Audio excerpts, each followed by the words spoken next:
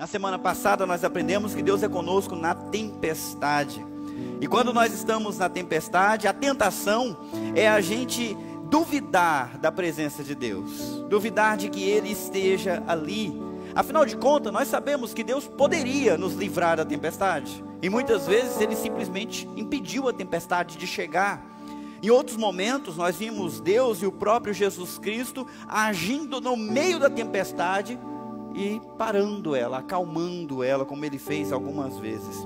Mas em outros momentos, como na história de Paulo, que a gente leu na semana passada, a tempestade não deixou de vir, e a tempestade não foi parada pelo poder de Deus. A tempestade correu durante quase 20 dias, mas a presença de Deus era com Paulo durante a tempestade, no meio da tempestade, porque Ele continua presente junto com a gente.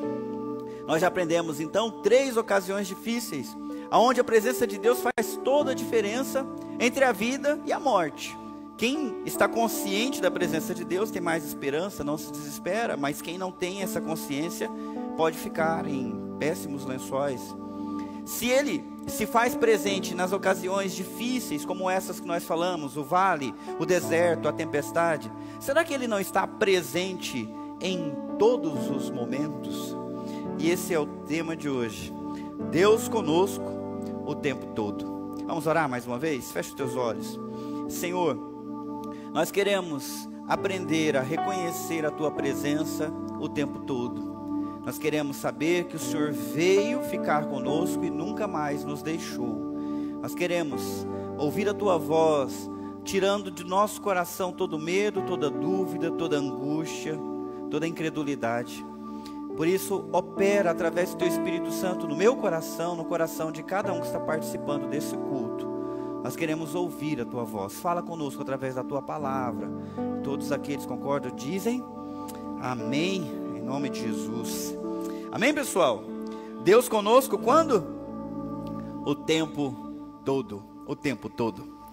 Hoje, para começar essa palavra, eu quero falar um pouquinho sobre essa história da presença de Deus. Porque quando a gente lê a Bíblia, nós ficamos maravilhados com algumas manifestações de Deus, revelando a sua presença de várias maneiras ao longo da história, tanto na Bíblia como na história da igreja. Por exemplo, se você abrisse a sua Bíblia, lá em Gênesis, capítulo 1, capítulo 2, você iria perceber que no começo, em relação a Adão e Eva, a presença de Deus era real, era uma realidade, era pessoal. Deus descia para se encontrar com Adão e com Eva todo santo dia, como diz alguns, na viração do dia. Olha que coisa doida, Deus descia em pessoa e se encontrava com Adão, se encontrava com Eva. Eles tinham essa relação com a presença de Deus de uma maneira que nós só podemos imaginar. Só que em Gênesis capítulo 3 está escrito que houve um pecado, houve a queda da raça humana, e essa queda ocasionou a quebra do relacionamento entre a humanidade e o seu Criador. E por conta disso, os seres humanos, Adão e Eva, junto com seus filhos, não sei se já tinham filhos naquela época, eles foram expulsos do jardim. Eles foram expulsos da presença de Deus. Se você continua lendo a história, somente quando nasceu o neto de Adão e de Eva, filho de Sete, chamado Enos, foram que as pessoas começaram a invocar o nome do Senhor novamente. Eu não estou dando referência porque hoje eu vou dar vários textos para vocês, então eu estou só fazendo você lembrar dessas ocasiões.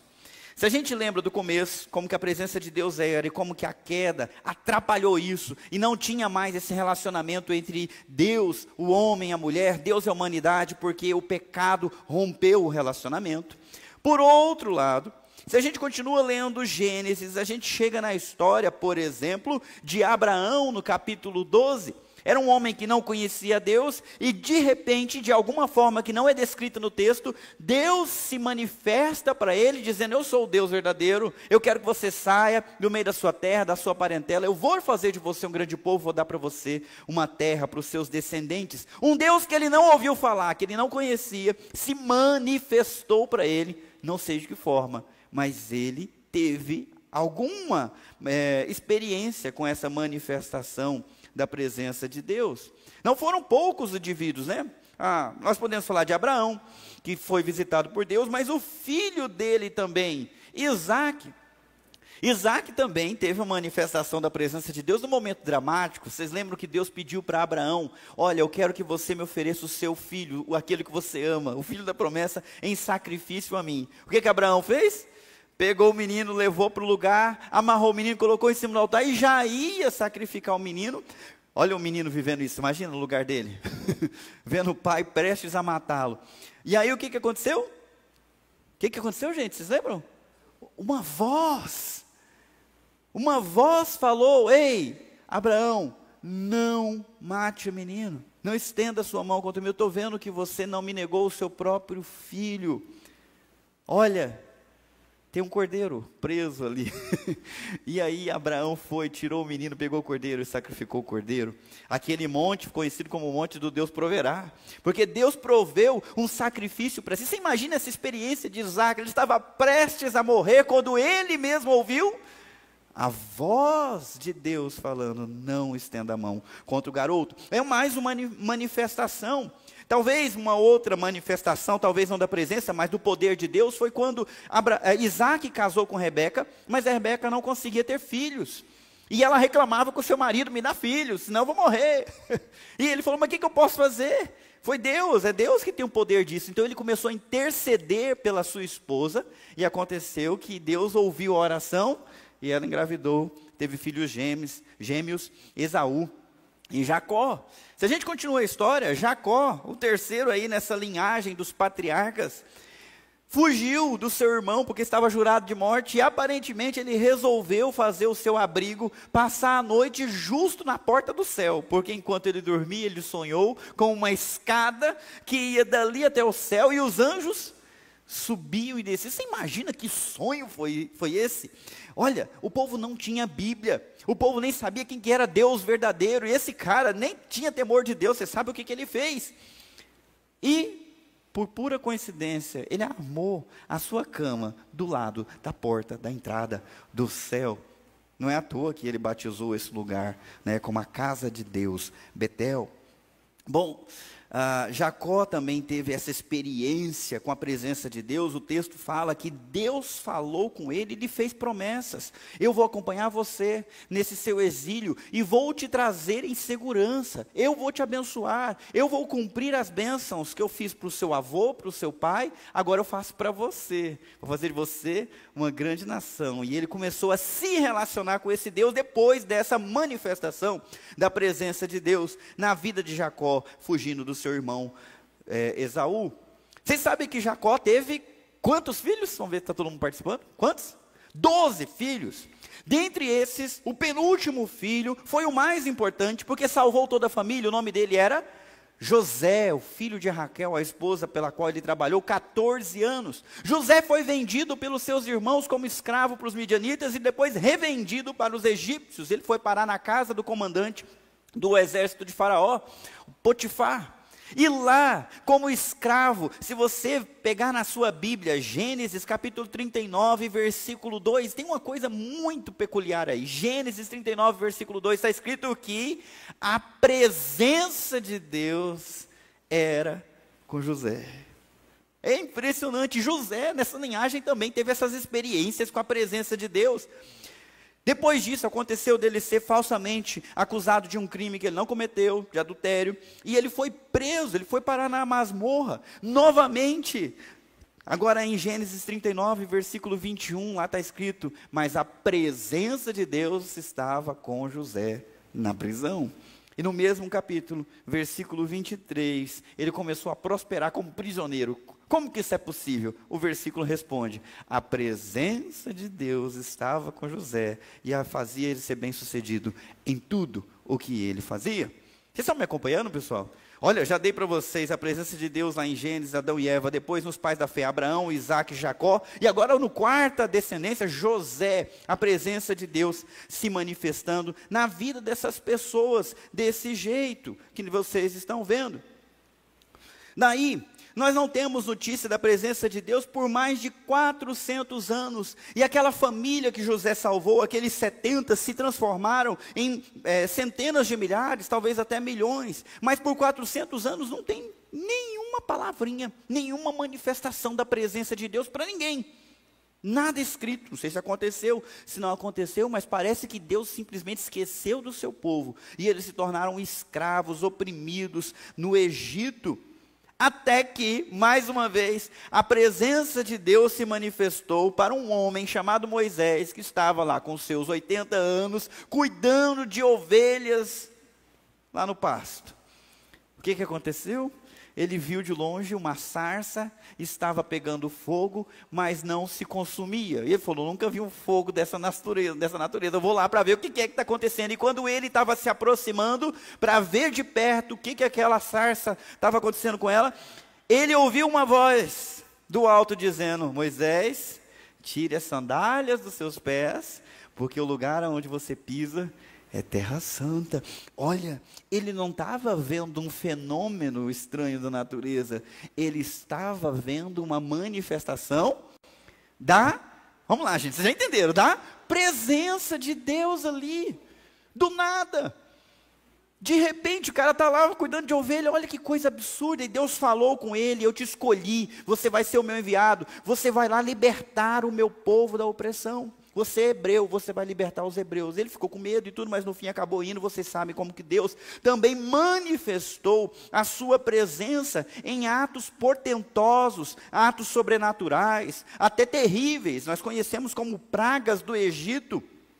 E essas manifestações convenceram o povo de que Deus realmente estava com eles. E libertou eles da terra do Egito. E tirou eles de lá. E guiou eles pelo meio do deserto. A Bíblia diz que a presença de Deus se manifestava de dia na forma de uma coluna de nuvem que não deixava eles se queimarem. E à noite era uma coluna de fogo que aquecia e iluminava. Deus junto com o povo dele, a presença dele todo dia. Todo dia. Eu acho isso impressionante. Como é que Deus vai mostrando a sua presença? Tem ainda, uma vez ainda mais dramática, quando eles chegaram no Monte Sião, ou Monte Sinai, né? Monte Sinai. Ali Deus falou, eu vou manifestar a minha presença ainda mais poderosamente. Moisés, você vai subir, o povo também vai poder subir numa determinada hora. Mas quando chegou a hora do encontro do povo com Deus, e que Deus desceu em cima da montanha, a montanha sacudia tanto, o vento era tão forte, havia raio, havia trovão, havia fogo, havia trombeta, havia um terremoto, que as pessoas falaram, não, vamos subir não. A presença de Deus é poderosa demais, não dá para a gente, não quero ir. Vai só você, Moisés, vamos só os líderes, nós ficamos aqui, vocês nos representam lá diante de Deus. Não quiseram saber de tão maravilhosa e portentosa era a manifestação de Deus naquela montanha, naquele dia. Isso ficou na memória deles, passou para os filhos, para os netos. Tanto é que quando o autor de Hebreus escreve no Novo Testamento, ele ainda está contando como é que foi isso, essa manifestação da presença de Deus centenas de anos antes. Nessa montanha, o próprio Deus escreveu os termos da aliança com o seu dedo nas tábuas de pedra e deu para Moisés. Vocês estão vendo que Deus estava ali de fato agindo, né? Nessa aliança os termos eram mais ou menos assim, em resumo, eu serei o Deus de vocês e vocês serão o meu povo, né? Eu vou ser o Deus que vou me relacionar com vocês, vocês vão se relacionar comigo, nós vamos ser fiéis um ao outro, leais um ao outro. Era isso que estava acontecendo. O negócio era tão sério que Deus passou para Moisés alguns planos e projetos. Ele falou, olha, eu quero ficar com vocês, então vocês vão fazer uma casa para mim. Vocês estão morando em tenda, então também quero uma tenda para mim no meio do acampamento. E mandou eles construírem o tabernáculo. E lá no tabernáculo havia vários átrios, vários espaços. Havia espaço para sacrifício, havia espaço para comunidade, né? Havia espaço reservado lá no interior, por trás da cortina de couro de animais marinhos, ficava a presença de Deus entre os querubins, em cima da tampa da arca. Esse negócio era tão sério, mas tão sério, que o sacerdote só podia entrar ali uma vez por ano, depois de ter se purificado dos seus pecados. Quando eles inauguraram essa tenda, o tabernáculo, Deus resolveu vir ver. E quando ele desceu para ver, diz que a nuvem dele preencheu tudo, e o povo saiu correndo, porque não dava para ficar no mesmo lugar. Vocês estão acompanhando, gente? Eu amo essas histórias. Hoje eu vou pregar contando história para vocês. Eu amo essas histórias. Deus se manifestava, Deus resolveu acampar com o povo, morar no meio do povo lá naquela época. Por isso ele mandou construir o tabernáculo. No entanto, o povo que ele livrou, o povo que ele escolheu, o povo que ele resgatou, estragou tudo. Enquanto Moisés estava no alto da montanha por 40 dias e 40 noites, em comunhão com Deus, recebendo as instruções, o povo logo se desviou, mandou Arão fazer bezerros de ouro, e começou a adorar esses bezerros de ouro, praticando idolatria, e logo em seguida praticando todo tipo de perversão. Deus viu aqui e falou: Moisés, desce, porque o povo que você livrou já se corrompeu, já abandonou a aliança, eu vou acabar com eles, não dá para ficar com eles. Foi isso que aconteceu. Moisés intercedeu pelo povo. Mas olha só o que Deus diz aqui. Diga ao povo de Israel, vocês me ajudam lendo onde está aí o destaque. Vocês são um povo teimoso e rebelde. Se eu os acompanhasse, mesmo que só por um momento, eu os destruiria. Eu os destruiria. Eu não vou mais com vocês. Moisés, você vai, eu vou mandar o meu anjo, mas eu não vou, porque eu fico ali um instante, eu vou ter que matar todos. Eu vou ter que destruir todos, porque são povo teimoso, que mais, gente? Rebelde. Que coisa, né? Ainda bem que melhorou de lá para cá, né?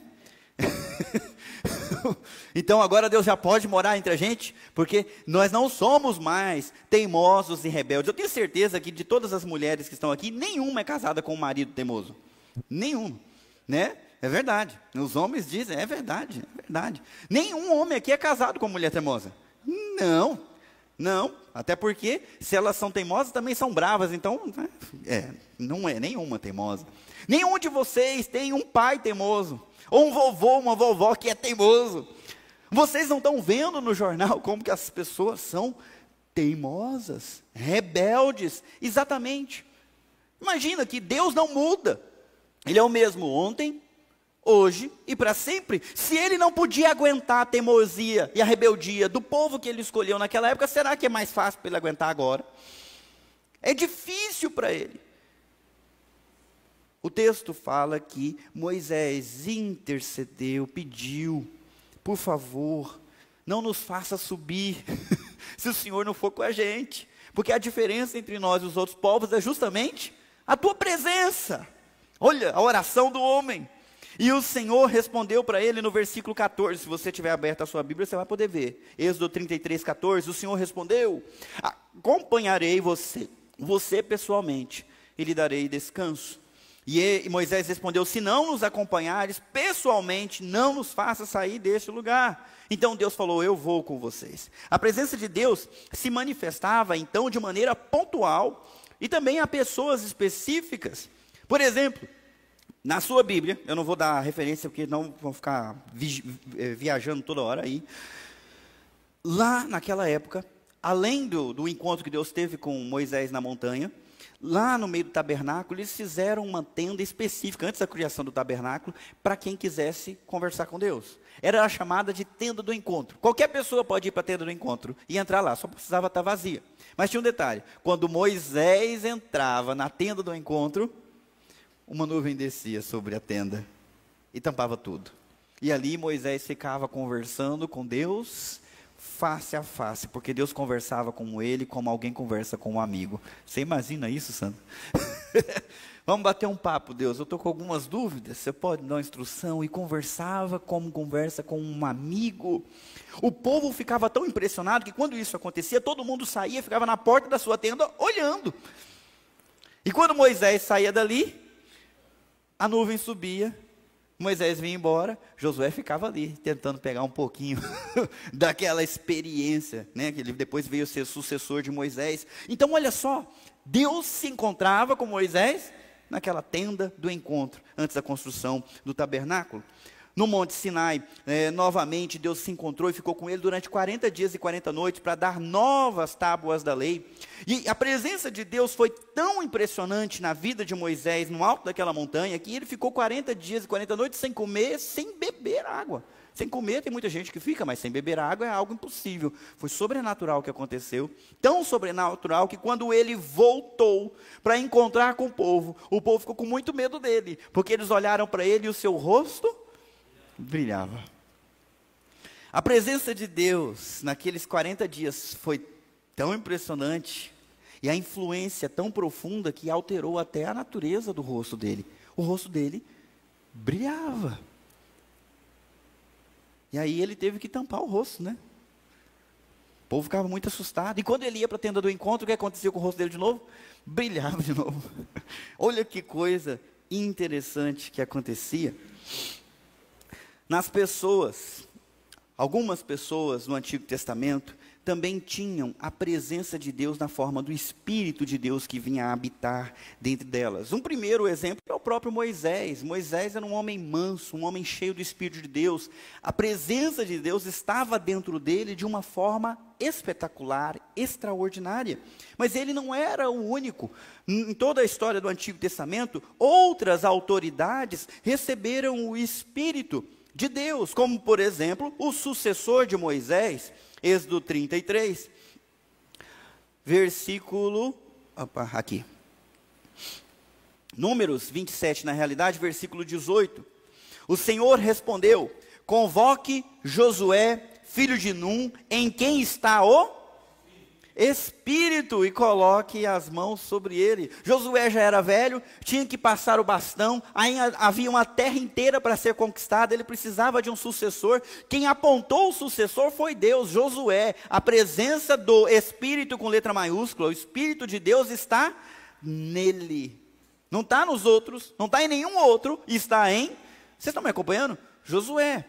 Gente, naquele momento, estava sobre Josué a presença de Deus na forma do seu Espírito, e ele recebeu autoridade para governar. Se você continua lendo, depois do livro de Josué, vem o livro de Juízes, e no livro de Juízes nós temos homens e autoridades que foram levantadas para libertar o povo de Deus da opressão dos povos da época, dos filisteus, midianitas, vocês lembram um monte de povos que viviam em volta deles. Mas, novamente, esses líderes recebiam um espírito diferente. Gideão recebeu o Espírito de Deus. Débora profetizava porque o Espírito de Deus a capacitou e vivia dentro dela para ela liderar. Sansão, por que Sansão era forte? Vamos ver se vocês lembram. Por que ele era forte? Porque ele tinha... pensei que vocês iam falar o cabelo grande. Não era o cabelo, o segredo dele. O segredo dele é que ele era dedicado a Deus desde antes do nascimento e era cheio do Espírito de Deus desde antes de nascer. Esse é o segredo dele, a presença de Deus. Quando ele ficava forte, é que o Espírito descia sobre ele, aí ele ficava forte e pronto, vencia qualquer inimigo. A presença de Deus na vida de Sansão. Em algumas pessoas, essa presença era perene, ela não parava, ela não tinha pausa. Durante toda a vida, essa pessoa servia a Deus com poder, com ousadia, com discernimento, com todos os dons e capacidades que o Espírito Santo dava. Em outras pessoas, essa presença era pontual, ela acontecia e depois parava. Por exemplo, Balaão era um profeta, não do Deus Altíssimo, era um feiticeiro da época, que foi contratado para amaldiçoar o povo de Israel, mas o Deus Altíssimo, que ele também conhecia, não deixou. E quando ele ia abrir a boca para amaldiçoar, o Espírito do Deus Altíssimo descia sobre ele, e o que saía no lugar da maldição era uma bênção. Esse homem não era um homem de Deus, mas o Espírito de Deus descia sobre ele, para ele falar o que tinha que falar, e não o que ele queria falar. Saul foi o primeiro rei de Israel, e um dos sinais de que ele seria o rei, é que o Espírito visitaria ele, de fato visitou. Ele ficou profetizando em transe durante todo um dia. Isso aconteceu também depois na vida dele, mas não durante todo o tempo, porque quando ele se rebelou contra a vontade de Deus, o Espírito de Deus saiu dele e veio um demônio que o atormentava. Não ficou sobre ele por toda a sua vida. Nós temos exemplos também dos juízes, mas também dos profetas. Samuel, o menino que servia a Deus no templo, servia fazendo tudo que tinha que fazer, fazia as preces, as orações, conhecia os salmos, essas coisas, mas não conhecia Deus. Até que um dia de noite, ele ouviu uma voz dizendo: Samuel, Samuel. Até que o Eli falou: quando você ouvir essa voz, você responda. E o texto fala, ele não conhecia Deus. Ele estava na igreja, mas ele não conhecia Deus. Ele estava dentro do tabernáculo, servindo a Deus no templo, mas ele... Vocês estão entendendo que eu estou ressaltando isso aqui, gente? Alô, pessoal, que não está dormindo ainda. Às vezes a gente pode estar dentro da igreja, mas não conhecer a Deus. É preciso colocar uma pulguinha atrás da orelha de todo mundo, né? Ele não conhecia, mas conheceu, e o Espírito desceu sobre ele e o capacitou por toda a sua vida para servir como líder, como profeta e como juiz. Bom, a gente continua. Os reis receberam o Espírito de Deus. Saul recebeu e perdeu. Davi recebeu e ficou. Eram capacitados pelo poder de Deus para serem a autoridade máxima na época. Ok? Mas, por que o Espírito de Deus e a presença de Deus não fica o tempo todo sobre todas as pessoas, sobre todo o povo? É uma pergunta que nasce. E a resposta está aqui em Isaías capítulo 59. Por favor, abra a sua Bíblia, antes da gente ler. Abra mesmo, por favor, porque eu vou ler o versículo 2, mas depois eu vou abrir a minha Bíblia aqui, e nós vamos ver muitos outros versículos juntos, tá? Eu não coloquei aqui. Isaías, capítulo 59, no slide tem o 2, vocês não leiam onde está em destaque, e depois a gente vai ler o resto que está marcado, eu vou guiando vocês. Isaías 59, versículo 2, está escrito assim: foram suas maldades que os separaram de Deus, por causa de seus pecados, ele se afastou e já não os ouvirá. Aqui está falando do futuro, que o povo de Deus ia sofrer no exílio, ia ser oprimido, ia ser escravizado, haveria guerra, haveria morte. Isaías 59, versículo 2. E por que Deus não responde às orações? Por causa das maldades do povo de Deus contra a lei de Deus, contra a vontade de Deus. Por causa dos seus pecados. E isso causou o afastamento de Deus. Vocês estão me acompanhando? Por que a presença de Deus não era com o povo naquela época? Por causa da maldade dos pecados, Deus se afastou. Novamente, ainda bem que nós vivemos numa época diferente, né? Se eles afastavam a Deus, a nossa sociedade, com toda certeza, atrai. Não é não? Se os pecados deles afastavam a presença de Deus, a nossa sociedade, com seu bom comportamento, justiça e retidão, atrai a presença de Deus. Será que sim? Vamos dar uma olhada no contexto. E qualquer semelhança com os dias de hoje não é mera coincidência. Versículo 3, acompanha a leitura aí em Isaías 59, versículo 3, na sua Bíblia. A minha Bíblia é um pouquinho diferente, mas você vai acompanhar. Está escrito assim: suas mãos estão manchadas de sangue, seus dedos imundos de pecado.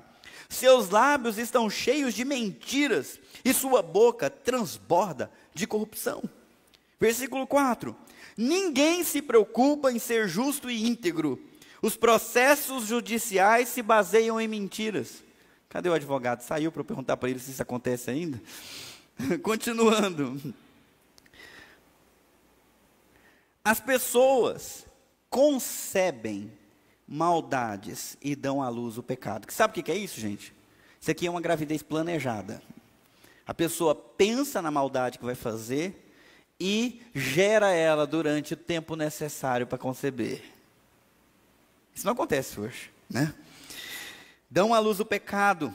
E como é que é esse pecado? Olha aí, versículo 5. Chocam serpentes venenosas e tecem teias de aranha. Uma vez eu criei aranha, me arrependi, porque deu tanta aranha, mas tanta aranha que eu tive que acabar com tudo, porque senão não ia dar certo. Pula para o versículo 6, a metade do versículo está escrito: tudo o que fazem é cheio de pecado, e a violência é sua marca. Versículo 7, seus pés correm para fazer o mal, e se apressam em cometer homicídio. Pensam somente em pecar, por onde passam deixam sofrimento e destruição, não sabem onde encontrar paz, não entendem o que significa ser justo, traçam caminhos tortuosos, e quem os segue não sabe o que é paz. Versículo 9: não há retidão em nosso meio, não sabemos viver do modo justo, procuramos luz, mas só encontramos trevas, procuramos claridade, mas andamos na escuridão. Versículo 10: apalpamos as paredes como cegos, andamos tateando como quem não tem olhos, mesmo no mais claro meio-dia, tropeçamos como se fosse noite, entre os vivos somos como mortos. No meio do versículo 11: procuramos justiça, mas ela nunca chega. Procuramos salvação, mas ela está distante de nós. Versículo 12: nossos pecados estão amontoados diante de Deus e testemunham contra nós. Sim, sabemos que somos pecadores. Versículo 13: sabemos que nos rebelamos e negamos o Senhor. Demos as costas para nosso Deus. Sabemos que fomos injustos e opressores, planejamos cada uma de nossas mentiras. Versículo 14, presta atenção nesse versículo.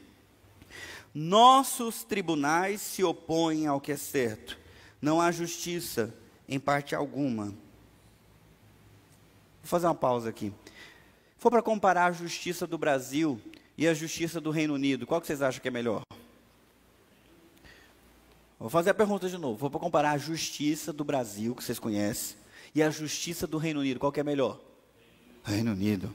Pois aconteceu nessa semana, aí, pelo menos veio a público essa semana, uma mulher estava na frente de uma clínica de aborto, parada, orando em espírito, orando no seu pensamento. Quando os policiais vieram abordar, perguntando: o que você está fazendo aqui? Ela falou: só estou aqui.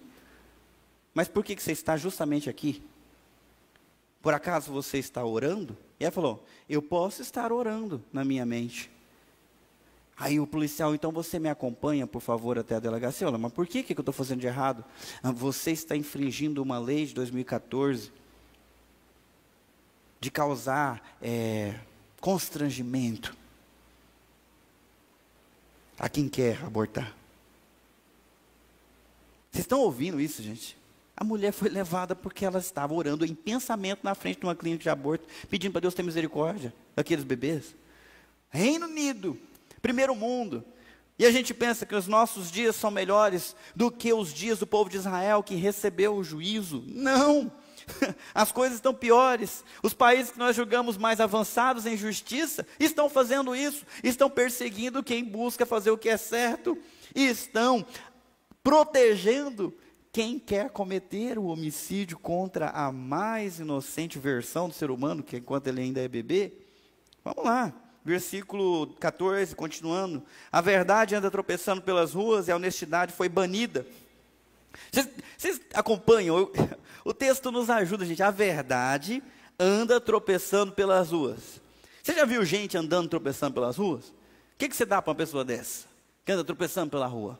Hoje mesmo, ainda não era nem meio-dia, eu estava indo lá encontrar com a minha família, e já tinha um cara que não sabia mais como colocar um pé na frente do outro. Ele estava andando, tropeçando na rua de tão bêbado. O que eu dei para ele? Eu falei: meu Deus do céu, mas que situação. Olha aqui quem é que anda tropeçando na rua no texto bíblico. Quem? A verdade. A verdade é um indigente que ninguém quer dar atenção. E continua: a honestidade, coitada, amiga da verdade, foi banida. Ela não mora mais entre nós. Foi banida. Foi banida. Sim, a verdade sumiu. E quem rejeita o mal é perseguido. Vamos continuar aqui? O Senhor viu tudo isso e se desagradou de não encontrar justiça alguma. Eu vou mostrar isso para vocês, ó. Opa, foi 2. Leia aí comigo. O Senhor viu tudo isso e se desagradou de não encontrar justiça alguma. Admirou-se porque ninguém se apresentou para ajudar os oprimidos. Então, Ele mesmo interveio para salvá-los com seu braço forte, e sua justiça o susteve. Deus olhou para toda essa situação e falou: e agora? Quem vai fazer alguma coisa para mudar essa situação, para que eu possa ficar com essas pessoas, morar no meio dessas pessoas? E ele encontrou alguém? Ninguém. Naquela época, havia um ritual para tentar fazer as pessoas pensarem na gravidade do seu pecado. E esse ritual era chamado de sacrifício, de expiação. Qualquer pessoa que quisesse adorar a Deus lá na casa de Deus, no tabernáculo, no templo, não podia aparecer lá com as mãos vazias. Tinha que trazer uma oferta. E a oferta era um animal vivo. Tinha que ter um animal vivo, além de ofertas de trigo, de vinho, de azeite, né, de trigo. Havia também a oferta, tinha que ter a oferta de um animal vivo. E o que era feito com o animal vivo? Um monte de animalzinho vivo? Não, era sacrificado. Quem tinha dinheiro trazia logo um boi. Quem não tinha trazia um bezerro ou um cabrito. Não podia ter defeito. Mas quem tinha menos dinheiro tinha que trazer o quê? Uma rolinha. E o que faziam com a coitadinha da rolinha, gente? Arrancava a cabeça fora, pegava o sangue. A inocente da pombinha, o inocente do cabrito era morto diante da presença de Deus, o sangue era pego numa bacia. E o sacerdote levava esse sangue lá dentro da tenda, lá na frente da arca. Aspergia no altar, nas pontas do altar, mas aspergia também na tampa da arca, que era chamada de propiciatório. Aspergia 7 vezes. Ser propício, Deus, a esse pecador. A dívida está paga. O inocente morreu no lugar do culpado. O preço do pecado foi pago. Com morte, com sangue. Vocês imaginam quanto bicho morreu nessa época? Tem época que os reis fazem sacrifício e cada um dá 1000 bois. Era o dia inteiro matando. E depois eles comiam parte dessa carne. Então era uma churrascada só. E isso foi perdendo o sentido ao ponto de Provérbios falar de uma mulher cujo marido viajou, e ela, querendo cumprir os seus votos diante de Deus, foi lá, levou o sacrifício, fez os votos, arrumou a sua vida com Deus, fez as suas confissões, voltou com perdão para casa, e já no meio do caminho encontrou um rapaz solteiro e falou para ele: olha, meu marido viajou, não vai voltar cedo, já fiz os meus sacrifícios, vamos lá para casa, nos deliciar com o amor até de madrugada, minha cama já está pronta. Casada, fazia isso logo depois do sacrifício. O que esse sacrifício significava para ela? Nada. Não lavava o pecado, não lavava a maldade. Então Deus falou: eu mesmo vou intervir para salvá-los. E é aí que a gente chega na data de hoje. É aí que a gente chega em Mateus capítulo 1, e eu queria pedir a tua ajuda mais uma vez agora aqui em cima. Foi assim que que nasceu Jesus Cristo. Maria, sua mãe, estava prometida para se casar com José. Antes do casamento, porém, ela engravidou pelo poder do Espírito Santo. Já está diferente. Ela não engravidou como as mulheres costumam engravidar. Ela engravidou pelo poder do Espírito Santo. Não houve consumação de ato sexual aqui. Foi Deus que veio sobre ela. Ela era uma moça, virgem. Versículo 19. José, seu noivo, era um homem justo e resolveu romper a união em segredo. Por quê? Porque ela estava grávida e não era dele. Se fosse dele, tinha que assumir, mas não era dele. E ele não sabia de quem que era. Mas ele gostava tanto dela, que não queria expor ela. Então ele resolveu sumir e ele ficar com a culpa. Não queria envergonhá-la com uma separação. Como que Deus interveio para salvar os pecadores? Trazendo um ser humano totalmente diferente, desde a concepção.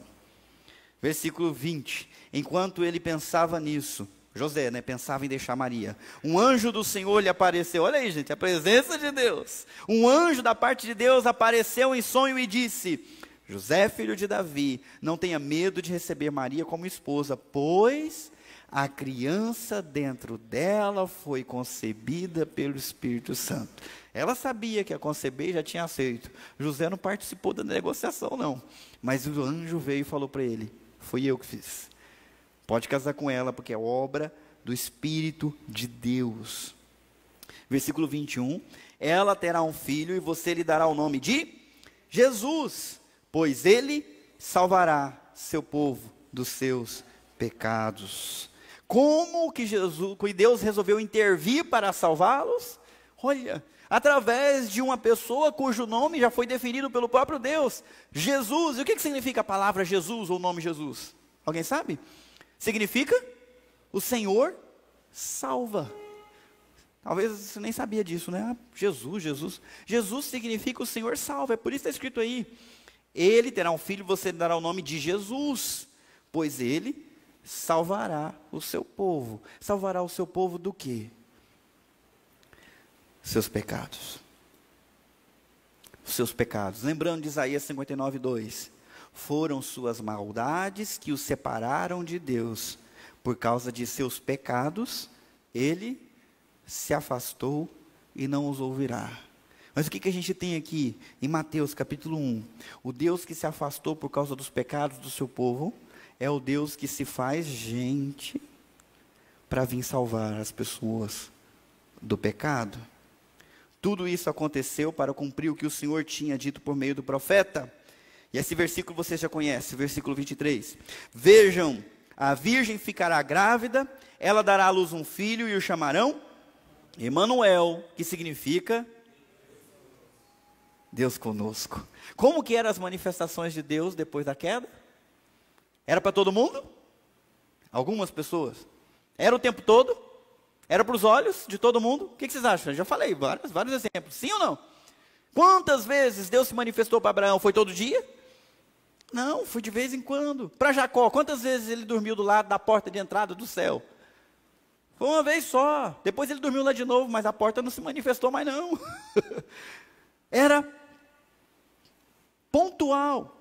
Mas aqui, a partir do nascimento de Jesus, nós temos um Deus vivendo conosco, não momentaneamente, não numa manifestação que depois se apaga e vira memória, não apenas aos olhos de um ou de outro, mas aos olhos de qualquer um que quisesse ir lá ver. Não numa tenda com cortinas grossas, onde só era permitido ao sacerdote entrar, porque era de acesso restrito.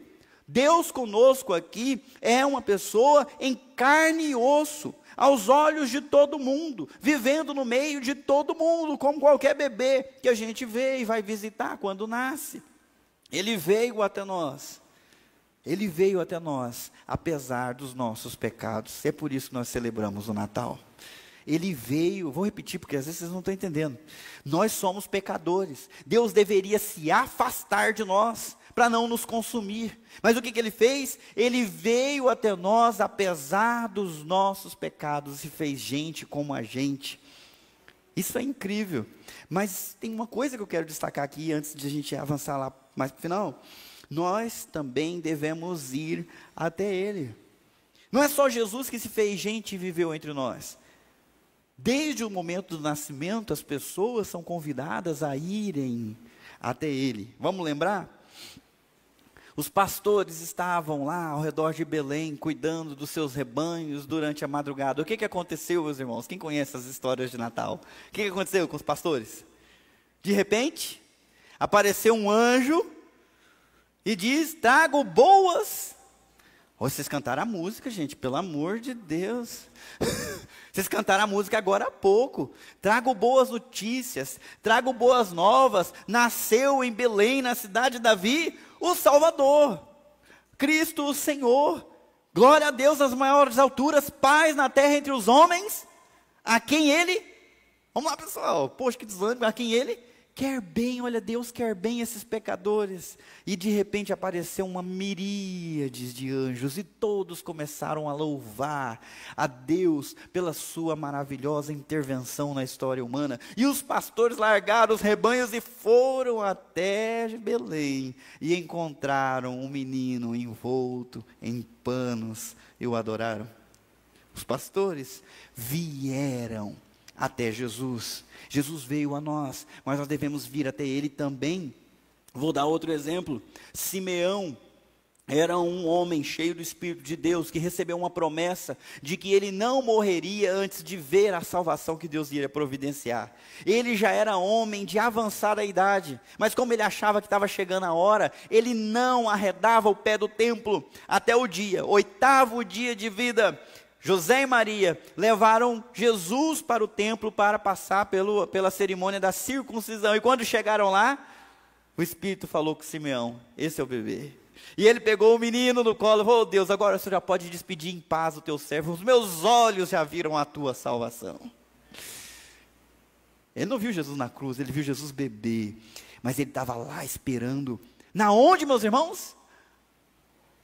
No templo. Você que está assistindo isso pelo vídeo, no templo.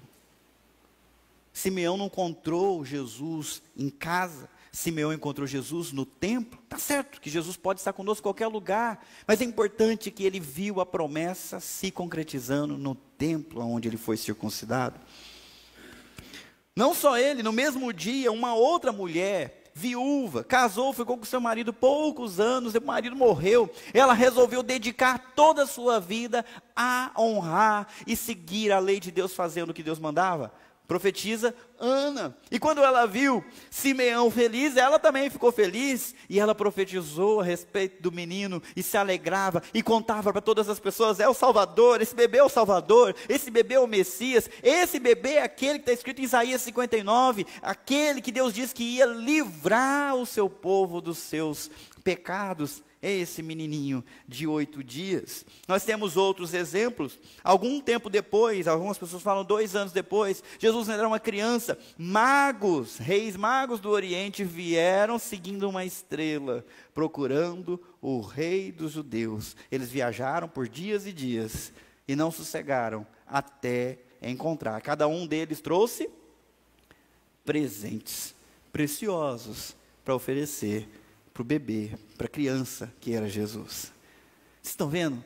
Jesus nasceu e ele nem pregava, ele nem entendia nada ainda, e as pessoas já vinham ter com ele.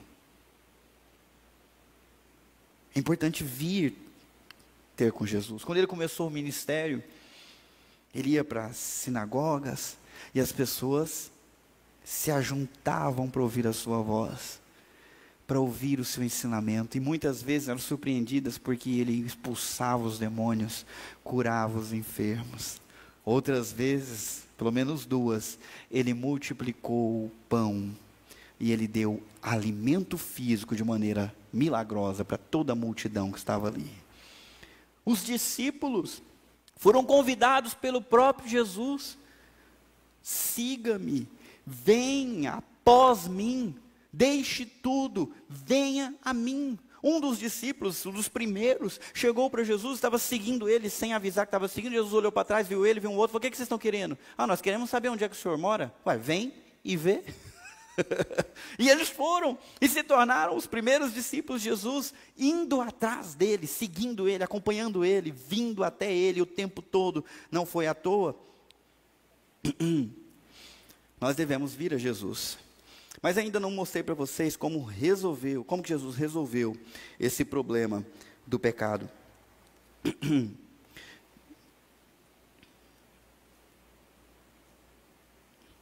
Se você abrir em 2 Coríntios, capítulo 5, versículo 21.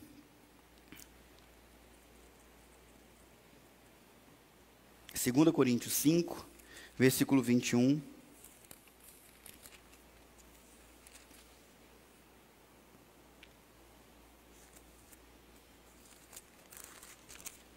Está escrito exatamente assim: pois Deus fez de Cristo, aquele que nunca pecou, a oferta por nosso pecado, para que por meio dele fôssemos declarados justos diante de Deus.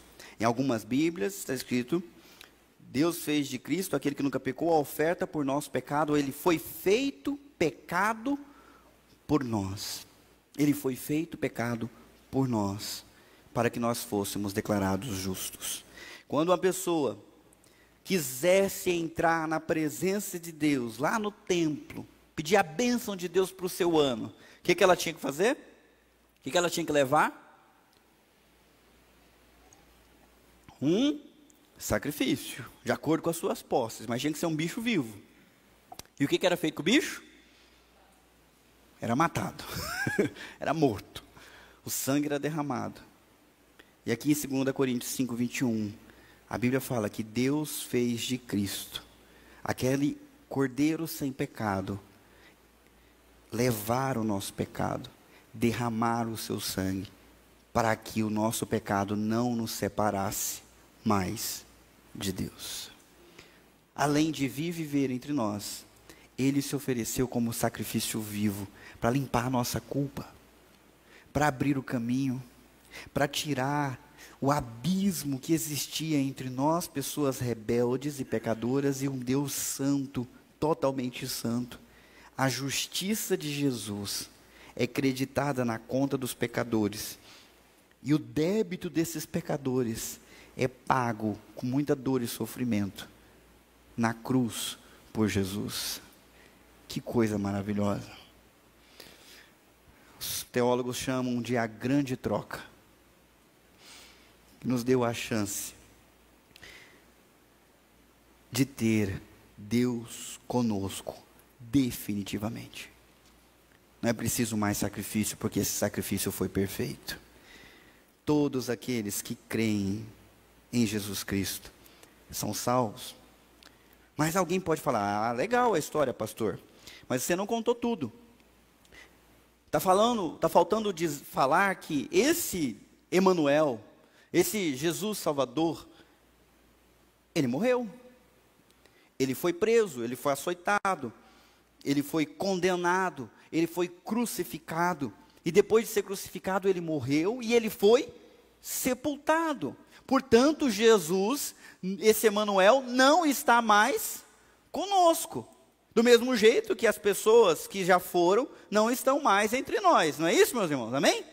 Ou será que a sua mãe, a sua avó ainda estão por aí, te atormentando com uma alma penada? É assim que funciona? Eu queria ver um não mais assertivo da parte de vocês, hein? Não tem ninguém atormentado aqui não, né, gente? Se tiver, depois vocês me procuram depois do culto que a gente ora. Mas não existe essa história de alma penada por aí. A gente sabe que a pessoa foi de uma vez. Tanto é que a gente chora pela saudade, pela falta que essas pessoas fazem para nós. Jesus Cristo morreu, foi sepultado, as pessoas choraram por ele durante dias, foram atrás do corpo dele para embalsamar, como uma última homenagem. Então, esse Deus conosco já não está mais conosco, não é verdade, pastor? E eu digo para você, não é verdade, porque no domingo, ao terceiro dia de manhã, ele ressuscitou, a morte não pôde retê-lo, ele levantou de novo, sozinho, respirando, andando. A pedra do túmulo foi rolada. Daqui a pouco na Páscoa nós vamos comemorar isso. A ressurreição desse Deus conosco, porque ele era tão santo que não merecia morrer, pagou o que tinha que pagar, sobrou e ainda voltou. Vivo, apareceu para as discípulas que o seguiram desde o começo, apareceu para os seus amigos discípulos, dizendo: sou eu estou vivo, eu estive morto, mas agora eu vivo. Coloca a mão aqui na marca, coloca a mão aqui, você vai ver que sou eu mesmo. E como eles não acreditavam, achavam que era um fantasma, ele falou: tem comida, estou com fome, e comeu entre eles. Em uma outra feita, ele preparou o café da manhã, ele assou o peixe, ele assou o pão e chamou os discípulos: vem comer comigo. Eles andaram com ele, eles abraçaram ele novamente. Jesus ressuscitou e cumpriu as suas promessas. Enquanto ele andava com os discípulos, ele diz: eu não vou perder nenhum de vocês, eu amo vocês, eu sou o bom pastor, e o bom pastor não abandona as suas ovelhas. O assalariado abandona porque está interessado no dinheiro, mas se ele vê o perigo, ele vai embora. Né? O assaltante, ele entra por outro lado para tentar levar as ovelhas, mas eu não sou nem esse nem o outro, eu sou o pastor das ovelhas, e eu dou a minha vida pelas ovelhas, eu protejo elas, eu dou a minha vida por elas, para reuni-las de todos os apriscos por onde elas estão perdidas. Eu vou reunir todas, porque eu sou o bom pastor. Eu chamo cada uma pelo nome, e elas conhecem a minha voz, e elas me ouvem e me seguem. Elas me seguem, elas ouvem e vêm após mim, e eu as guio como bom pastor, que eu sou. Várias promessas Jesus fez. Em Mateus capítulo 28, versículo 19, depois da ressurreição, ele deu uma missão para os discípulos, dizendo: portanto vão e façam discípulos de todas as nações, batizando-as em nome do Pai, do Filho e do Espírito Santo. Ensinem esses novos discípulos a obedecerem todas as ordens que eu lhes dei, E lembrem-se disto: eu estou sempre com vocês até o fim dos tempos. Uau! Eu estou com vocês. Não importa qualquer situação, o pecado já foi vencido. Eu não abandono vocês mais. Vocês estão comigo, pessoal? Tá. Mas em Atos diz que depois de dizer essas palavras, Jesus subiu. E os discípulos ficaram olhando ele subindo, até que uma nuvem o cobriu. E eles ficaram ali com cara de besta, né? E agora? E um anjo apareceu e falou: varões galileus, por que vocês estão olhando para cima? Do mesmo jeito que ele subiu, ele vai descer. Mas aí alguns de nós podem pensar: poxa, seria tão legal se ele continuasse aqui. Jesus comendo com a gente, bebendo com a gente, ensinando a gente, não está mais aqui, né? Talvez essa promessa não seja tão verdadeira assim. Eu estou com vocês sempre até o fim. Nós devemos lembrar também de João capítulo 14, versículo 16, quando ele diz: eu pedirei ao Pai, e Ele lhes dará outro encorajador, conselheiro ou consolador, como você preferir, que nunca os deixará. Não os deixarei órfãos, voltarei para vocês. Em breve o mundo não me verá mais. Presta atenção, meus irmãos. Em breve o mundo não me verá mais, mas vocês me verão. Porque eu vivo, vocês também viverão. No dia em que eu for ressuscitado, vocês saberão que eu estou em meu Pai, vocês em mim e eu em vocês. Isso é poderoso demais.